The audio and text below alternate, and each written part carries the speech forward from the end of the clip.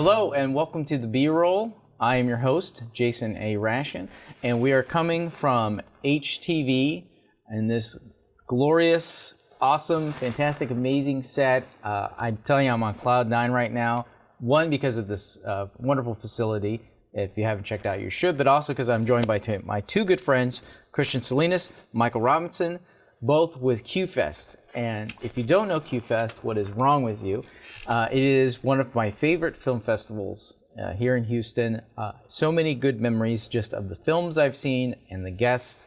One that comes to mind, you guys screened, I believe it was 2 years ago, the 4K restoration of Desert Hearts, which I had never seen before. And now I believe is not one of the most romantic queer films of all time, but one of the most romantic films of all time. Of course, another one was I got to meet Tab Hunter. He was here for Tab Hunter Confidential. Got to talk to him briefly. Wonderful man. Very sad when he passed. And then Justin Kelly, who has had quite the career since he was here screening I Am Michael, which I loved, and I got to meet him and talk to him for a very long time. And so thank you both for putting together a wonderful film festival. This is going to be, what year are we going to be having? This will be the 23rd year. Congratulations. Running a film festival is not easy. No. Especially smaller film festivals. And so I congratulate you for 23 years of awesome. Tell us what's going on this year. So the first thing, well, first of all, thank you for having us, and thank you for all those very kind words about the program. The biggest news this year that I'd love to share is that QFest was awarded a very significant grant from one of our longtime funders, and actually the funder who helped establish the festival, the John Stephen Kellett Foundation, has awarded QFest $100,000 over the next 3 years, and actually I should say $300,000 over the next 3 years. This money will benefit the festival in terms of building the foundation for administrative growth. You know, I've been involved with this festival for 23 years. There has never really been a time when anybody involved has ever gotten paid. So this will be money that's used for salaries. So Michael will be making some money to support our work on the festival, so we're not struggling finding other jobs necessarily, at least in my case. But it also allows us to hire someone who is a development director. This is something we've needed for a long time. So now we can see our festival growing in significant ways and being more self-sustaining. So that's the biggest news. In terms of programming, every year is different. Every year presents new opportunities, just in terms of what filmmakers are making that reflect our community. So what we're finding is that on an international level, filmmakers are responding to current events as they impact their own country, or even just how they're impacting the LGBTQ community globally. So there's some very exciting films that are coming to the festival this year in the competition section. So as you will recall, last year was the first year that we did a competition. So we're continuing that. We anticipate 10 feature films in the competition. And I don't want to say I'm most excited about one or two out of that number, but I'm just really, I was just really blown away by the response from these filmmakers, and to really see these perspectives that challenge how we look at film, how we interpret film. And I think that it will be a very exciting opportunity for people who perhaps don't get an international exposure to film to see all of these different perspectives. Well, what films do you have on the lineup this year?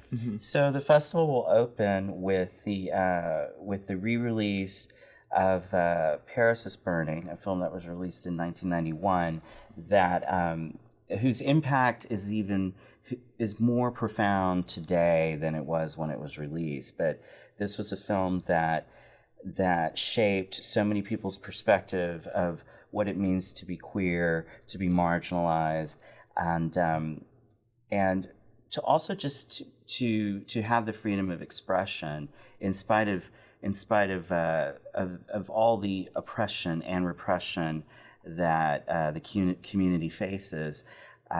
It's just such a remarkable film. Like when you think about the filmmaker, she was a student at NYU, Jenny Livingston, at the time, and she just happened to meet these individuals just doing their thing. And for those who don't know, though, Paris is Burning is about the ball scene in New York. Right. So the entire thing is following these queens, both in drag, outside of drag, when they're performing, when they're not.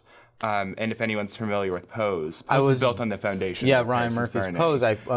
When I heard the announcement, they said it's Paris is Burning, the TV show. Absolutely, So, absolutely. Which is a great, entry point to this film to realize, this history that's existed for so long that, it's not just reliant on pop culture to bring that, but really like these are the fundamentals from cinematic history that are really now getting their dues. And, Livingston, actually directing episodes of Pose almost 25 years later. I mean, that really is bringing her back it's into... come full circle. Absolutely. For her and certainly for the community. But I think that, the importance of this film can't be overstated in that so much of millennial queer culture relies on this film, and yet so many millennials haven't even seen it.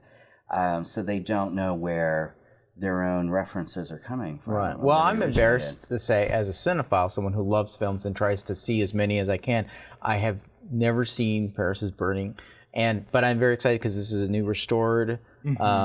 So you should definitely see this in a theater with an audience as it was meant to be seen, not in the comfort of your own home on your cell phone. That's not how you watch movies. No. What is that? Especially a film like this, you get the interaction with the audience. So definitely. Well, I'm looking forward to that one. What else is on the lineup?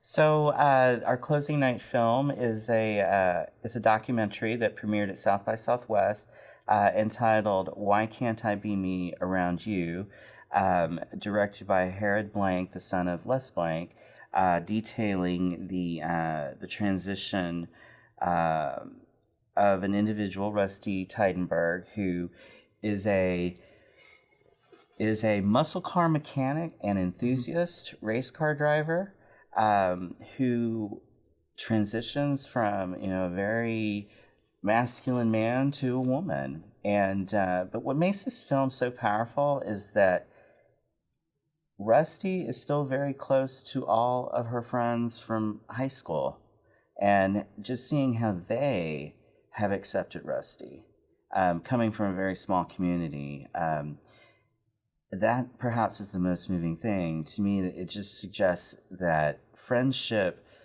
when it really is there, true friendship transcends so many things, so many negative things.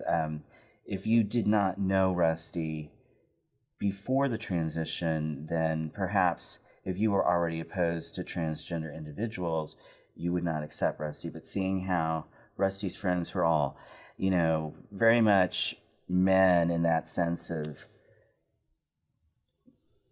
they're not going to be the first ones to, go march in a gay pride parade, but here they are showing their acceptance. Right. And that to me was really empowering. And another thing too, Herod is very connected with the art car scene. So this is a film that, for Houstonians connects to our own art car community. So I think it's a very exciting documentary. I'm really happy that we're bringing it, and we hope to also bring both Herod and Rusty to the screening. Oh, fantastic. That's what I love is when you have guest filmmakers or audience. I know, for instance, there's Marion talked about it when we had her on the show, but there's a documentary about a luchador. Yes. Yes. Openly gay, and he will be attending. It's screening. And that's screening on Thursday. Is that correct? Yeah. Thursday. So we open Wednesday, July 24th, and then on Thursday, July 25th, we will be screening Cassandra the Exotica with Cassandra in attendance. So this is, again, another example of a documentary about a Texan. From El Paso. Yes.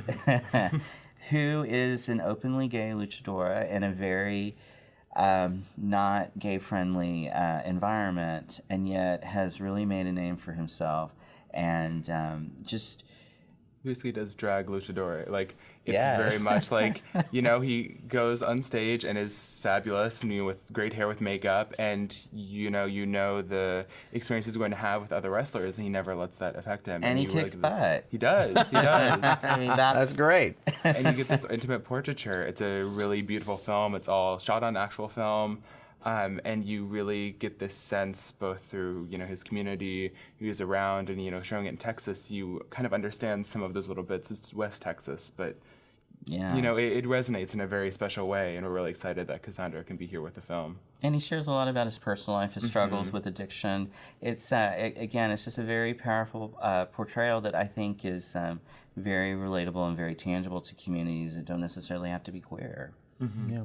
What else can we look for as far as films and guests? Well, I do want to say that there are some revivals that we're still working on. One that we've just confirmed is the 1984 film Angel in 35 millimeter. It's actually a lab print that has not been shown, so it should be pristine, as Nice. pristine gets. But for anybody who's not familiar with Angel, the tagline for the film when it was released back then was honor student by day, Hollywood hooker by night. Oh my goodness, I remember this film. Yes, because of VHS days, I saw that and I go, maybe I should rent that when mom and dad aren't around. And yes, I remember it. So that's a 4K restoration. No, it's 35 millimeter, yeah, which is so- even better. I love film, so 35 is great. Anybody who knows me, who's known me for a long time, knows it's one of my favorite films. And I have been hunting down a print for at least 10 years.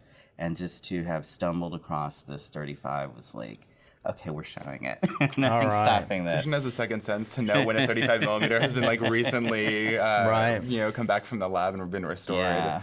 It's impressive that you'll just name these random movies and they're like, how did you? We just got that last month. Well, mom and dad never left for the weekend, so I never got to see it. So I get they're gone on to Sunday. check 2 off the bucket list now with this and Paris is Burning. Fantastic. No, absolutely. And the other thing, too, is we're giving a tribute to Jonathan Coet, who is a Houstonian. Oh, and a dear friend of mine. Yeah, so we're doing the 15th anniversary of Tarnation, and Jonathan will also be presenting a separate screening of unseen clips from that film, as well as music videos and other works in progress. And we're still working on the date for that particular program, so very happy to have Jonathan with us. Well, Jonathan's a good friend. I love Tarnation. Very touched me personally. Someone who was a caregiver to his mother, and his relationship with his mother touched me. And the way the film is shot and edited sort of changed my whole conception of what a documentary is. And I also love the follow-up he did too. So, and that was yes. when Tarnation premiered at Sundance. That was the first Sundance I went to, and I remember going to that screening. And no one told me that it was a Texas filmmaker, let alone someone from Houston. But as I was watching it, suddenly these people are named. I said, wait, I know these people. Like, it was just like, wait, I know all of these people. Like, Right. it just kept going and going and going. And I said, wait, I think I even know the filmmaker. So at the end of it, yeah, we knew each other and we knew all these people in common. And it was just crazy. Like, yeah, my first Sundance, being connected with someone from Houston, it was crazy. That's great. That's great. Well, how can people connect with QFest on social media? So we have a Facebook page, we have our Instagram, and we have our Twitter as well, and then also our website. So q-fest.com would be the best way. And so we'll have the lineup hopefully posted in the next couple of days. You can buy your Q passes now, and we'll do individual tickets a little later. So you can buy a Q pass for only $75. That's Not too super bad. cheap considering how much passes are these days. So great. Well, I look forward to it. Thank you so much for coming on the B-Roll, and thank you so much for tuning in to the B-Roll, where we like to put a spotlight on independent films, on independent filmmakers, and QFest sort of is a double whammy for that because they do champion independent film. And I love all things Houston as well. So again, thank you, Michael, Kristin, for coming on the B-Roll, and I look forward to seeing you in a few weeks at the festival. Thank you, Absolutely. Jason. Thank you for having us on.